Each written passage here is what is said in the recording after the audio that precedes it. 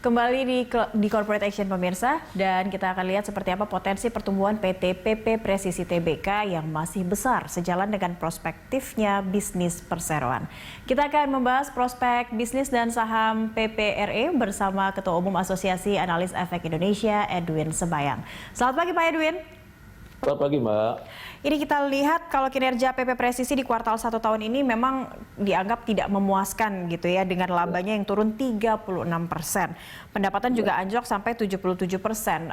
Anda melihat kondisi dari PP Presisi sendiri di kuartal 1 ini, apakah ini memang juga terdampak dari pandemi atau ada hal lain yang membayangi anjloknya saham ataupun laba turun dari PPRE?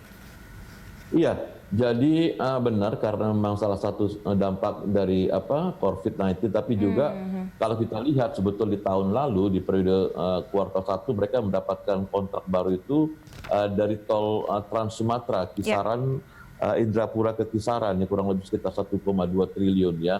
Jadi membuat perolehan kontrak baru tersebut memboosting total kontrak baru secara keseluruhan 2019 dan juga memboosting dari pendapatan mereka, Mbak. Oke, jadi sebenarnya COVID-19 pun juga memberi dampak tersendiri begitu ya untuk kinerja PP Presisi. Lalu kalau untuk dilihat dari sentimen yang memberatkan kinerja dari PP Presisi sendiri, tadi selain Anda katakan dari COVID-19, ada hal lain tidak Pak Edwin yang membayangi kinerja dari PPRE sendiri nih?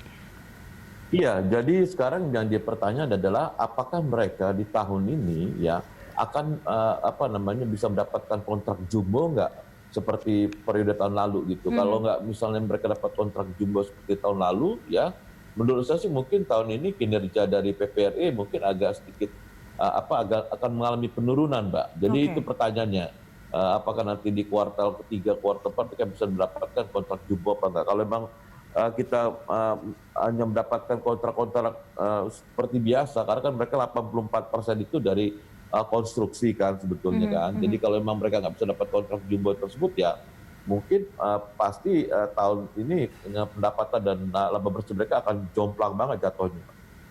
Oke, meskipun tadi melihat ada sejumlah paket tadi yang sempat kita antarkan sebelum dialog ini, ada beberapa proyek yang juga sedang ditangani oleh PPRE dan salah satunya juga ada Bandara Doho di Kediri.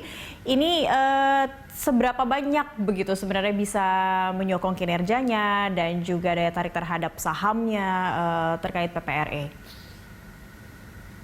Iya kan kalau misalnya kita lihat mereka berencana sebetulnya di awal tahun itu mendapatkan kontrak kurang lebih sekitar 7 triliun, ya kan? Atau naik kurang lebih sekitar 20,7% ketimbang perolehan kontrak baru tahun lalu kan 5,8 triliun.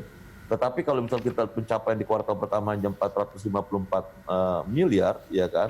Oleh 424 miliar, itu masih sangat jauh sekali, Mbak, dari target ke 7 triliun. Makanya saya perkirakan mereka harus revisi, Mbak, perolehan kontrak baru di tahun 2020 ini, Mbak. Oke, harus merevisinya ini kira-kira seperti apa proporsinya begitu Pak Edwin agar kinerja atau labanya bisa terus masih kembali bisa digenjot lagi begitu untuk mengejar pendapatan yang anjlok hingga 77% di kuartal 1 ini, apa yang kira-kira sebaiknya direvisi oleh PP Presisi ini?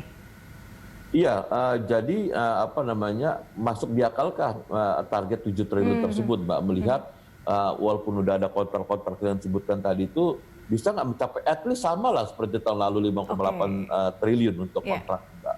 Kalau memang masih sama seperti tahun lalu mungkin kinerja mereka juga saya rasa sih akan more or less akan lebih sama gitu. Tapi kalau mereka hanya mengandalkan proyek-proyek yang sudah ada dan akan mereka kerjakan, saya khawatir laba bersih mereka bisa turun semakin anjlok begitu. Cukup signifikan gitu, lebih daripada 60% 70% kali, Pak. Oke, Pak Edwin, ini kalau sebagai anak usaha dari PT PP, sebenarnya apa keuntungan dan kerugian yang bisa diperoleh oleh PP Presisi, khususnya menghadapi kondisi seperti sekarang ini yang juga terdampak oleh keadaan seperti sekarang ini, semua sektor juga terdampak, salah satunya juga konstruksi begitu? Iya. Jadi menurut saya mungkin di sini kan mereka kan anak usaha daripada PT PP, mereka mungkin lebih aktif lagi minta bantuan quote ya kan dari induk usahanya ya kan. Lalu juga mereka juga kalau memang kita tahu dari sisi eksternal mungkin mereka akan sulit untuk mendapatkan kontrak baru mungkin sama seperti tahun 2019. Nah, mereka di pihak dari sisi internal mereka juga harus cutting cost, Mbak, ya kan?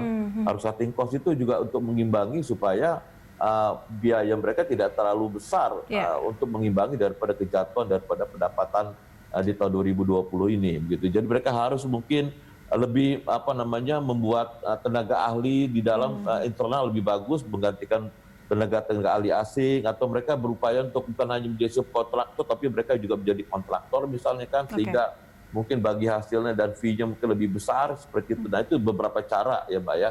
Di samping mungkin mereka bisa minta tolong tadi ke PTPP, dan juga mereka harus aktif gitu kalau memang keluar daripada jalur mereka. Jadi kalau mereka Ekspansi begitu atau mungkin mereka nggak bisa diversifikasi kuat begitu? untuk berhadapan misalnya kontraktor. Makanya tadi saya katakan mereka harus menjadi kontraktor, Mbak, seperti itu. Oke, baik.